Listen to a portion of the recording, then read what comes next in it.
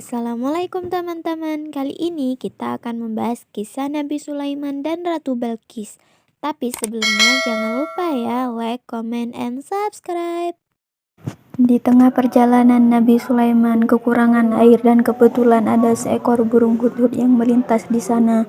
Nabi Sulaiman kemudian memanggil burung tersebut, kemudian memerintahkannya untuk membantu mencari mata air. Burung hudhud itu tak juga kembali sehingga membuat Nabi Sulaiman menunggu lama. Namun, akhirnya burung tersebut datang dan meminta maaf kepada Nabi Sulaiman karena terlambat. Burung hudhud tersebut berkata, "Maaf wahai Nabi, ketika saya berkeliling jauh mencari air, saya melihat ada sebuah negeri yang megah bernama Negeri Saba. Negeri itu diperintah oleh ratu yang bernama Balkis. Ratu Balkis memiliki bala tentara yang besar, lagi kuat-kuat. Sayangnya, ratu itu beserta rakyatnya menyembah matahari." Mendengar kabar tersebut, Nabi Sulaiman memutuskan untuk menulis surat kepada Ratu Balkis, yang isinya berupa seruan kepadanya dan rakyatnya untuk menyembah Allah. Lalu dikirimlah surat tersebut dengan bantuan burung hudhud kepada sang ratu. Surat pun sampai di tangan Ratu Sang Balkis, dan ia membaca ajakan dari Nabi Sulaiman serta mendiskusikan ajakan tersebut kepada para pembesar kerajaan. Menanggapi ajakan Nabi Sulaiman tersebut, Ratu Balkis tetap pada keyakinannya, yakni menyembah matahari.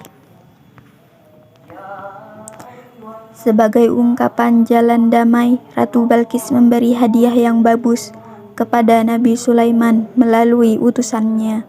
Namun, Nabi Sulaiman tidak menerimanya karena ia menginginkan Ratu Balkis dan rakyatnya menyembah Allah semata.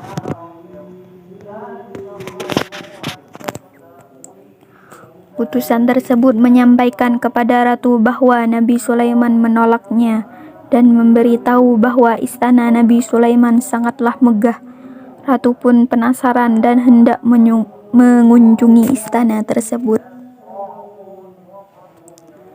Dalam merespon niat kedatangan Ratu Balkis ke istananya, Nabi Sulaiman menyeru, "Siapa di antara kalian yang dapat memindahkan singgasana Ratu Balkis ke sini sebelum Ratu berserta rombongannya tiba?" Jin Ifrit dan seorang yang memiliki ilmu gaib bersedia untuk mengabulkan permintaan Nabi Sulaiman tersebut.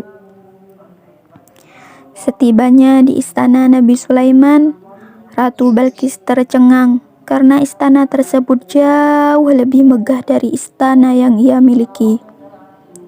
Ia pun dibuat lebih tercengang saat tahu bahwa singgasananya sudah ada di dalam istana Nabi Sulaiman.